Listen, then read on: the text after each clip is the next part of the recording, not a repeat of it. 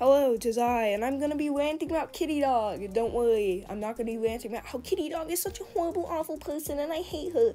No, this is not that kind of rant. This is the kind of rant of, what the fuck, TikTok? Like, really, TikTok is bringing up the Kittydog drama again. For no reason. Literally, okay, the actual reason is because she made a song that was bad. I'm not joking. Like, literally, she made a song, and the song wasn't good.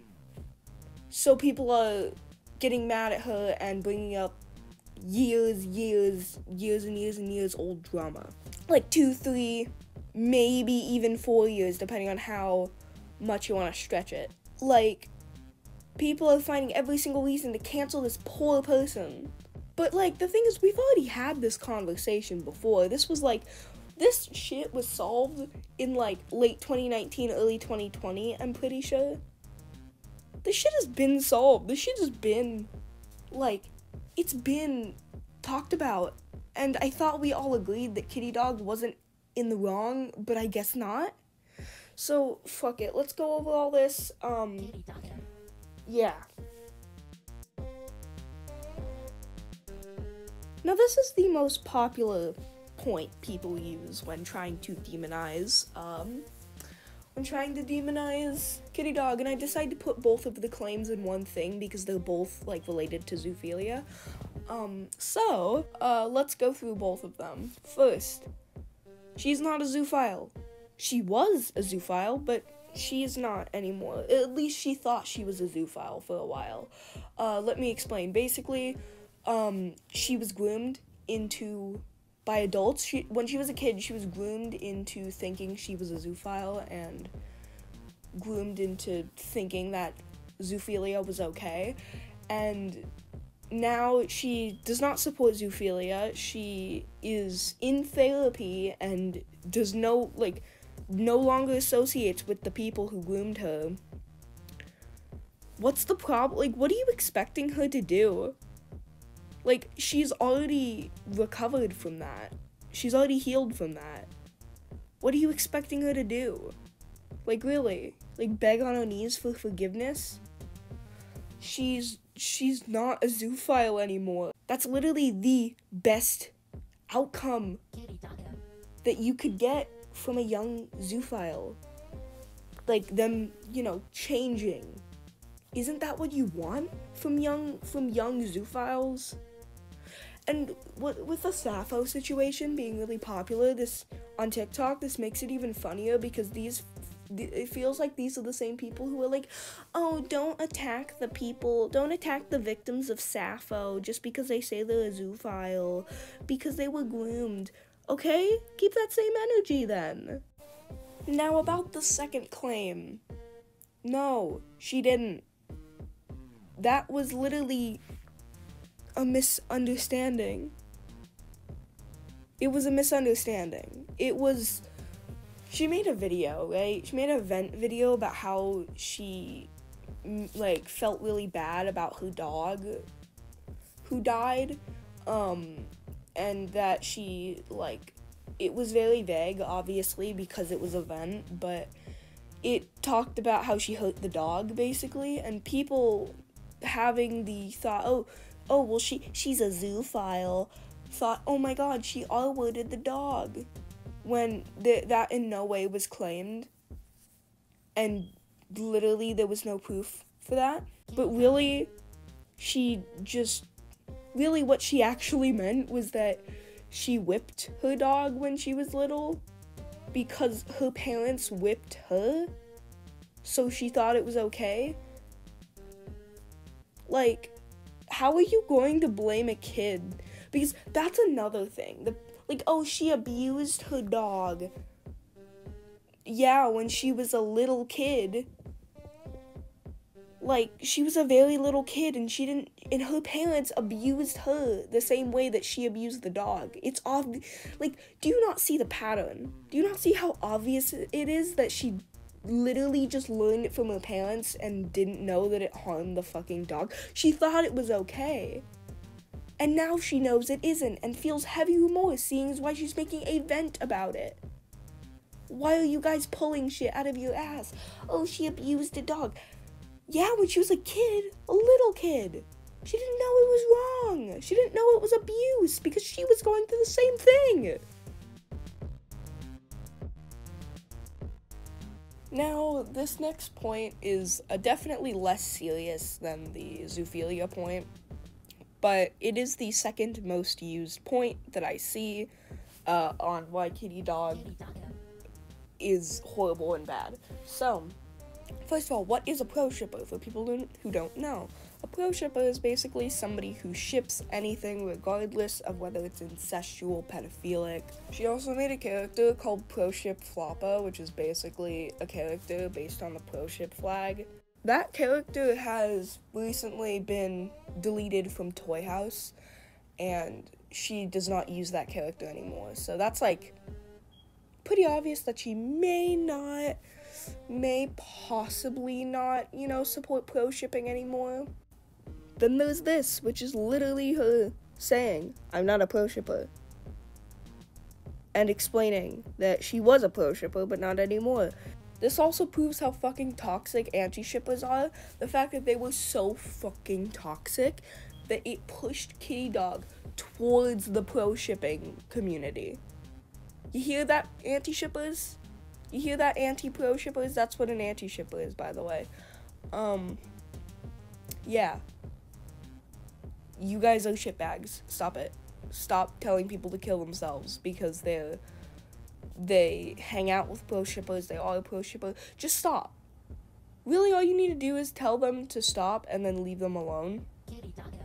You telling them to kill themselves is only gonna make them, think you're the bad guy, because you are being the bad guy. You're doing way more harm than pro-shippers. You are. Pro-shippers don't do as much harm as you think they are, which doesn't mean pro-shipping's okay, but that just means that you are being super overdramatic about this. It's not okay. Now, first I need to explain what is Alfred's Playhouse. I've mentioned it a few times on my TikTok and my YouTube, so I'm going to quickly summarize what it is. It's a show, I guess, that was posted, I think, in the early 2000s on Newgrounds.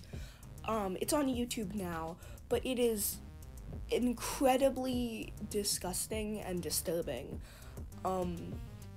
It's about a traumatized dog, and it has,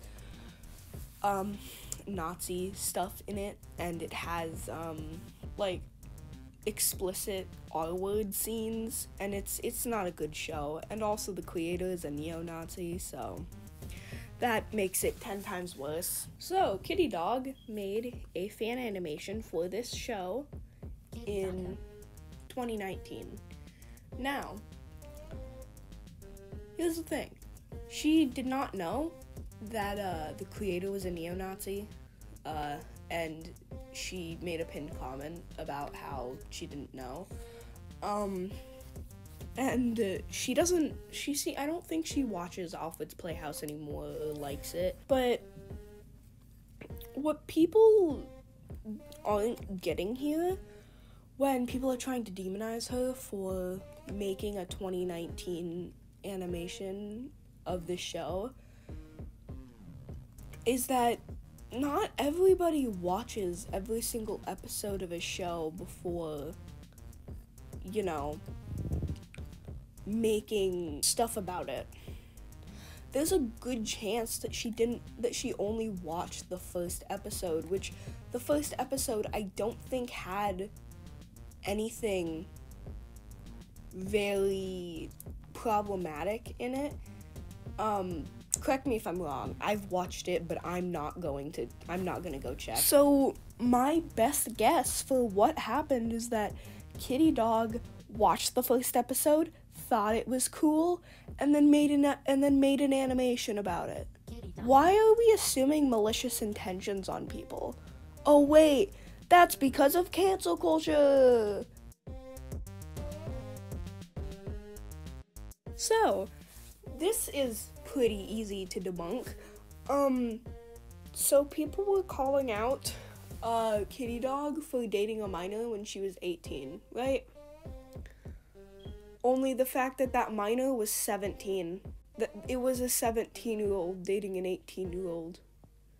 If you think that's grooming, I don't know what to tell you. Like, what else do I add to this? Now, this is another one of those situations where people take the most malicious explanation of an action and then slap it on to Kittydog as if it's true when we don't know if it's true. So basically, pretty simple situation. On Kittydog's NSFW account, they liked some images on Twitter which were porn of Kuromi and Hello Kitty.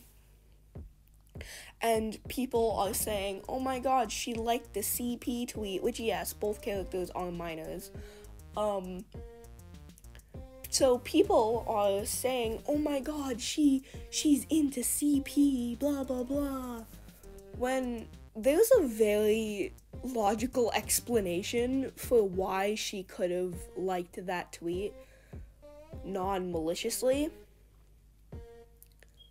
Think about this. Not everybody knows the ages of Sanrio characters. Especially people who aren't, like, huge Sanrio fans or anything.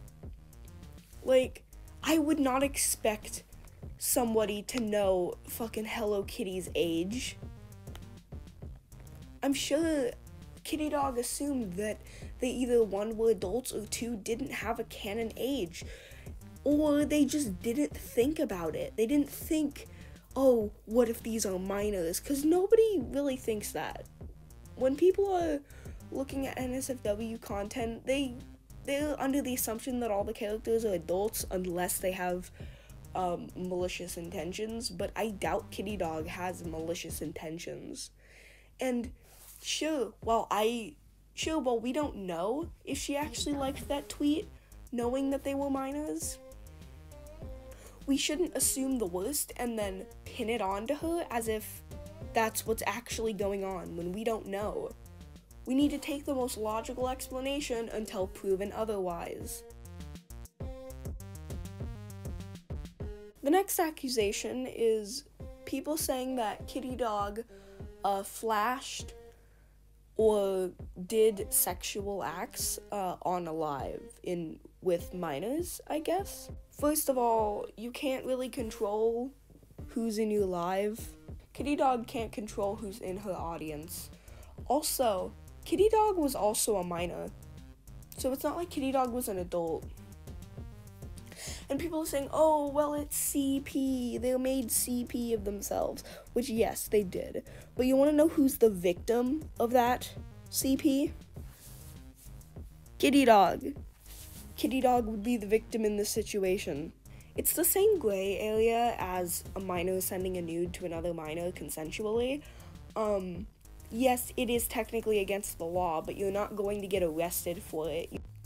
The fact that you guys are putting all of this on Kittydog without realizing that in this situation, the reason why her flashing the camera as a minor is bad is because of her safety, not because kids might be watching. And on that note, while I'm shoving my face with SpaghettiOs, I'm gonna head out. Goodbye.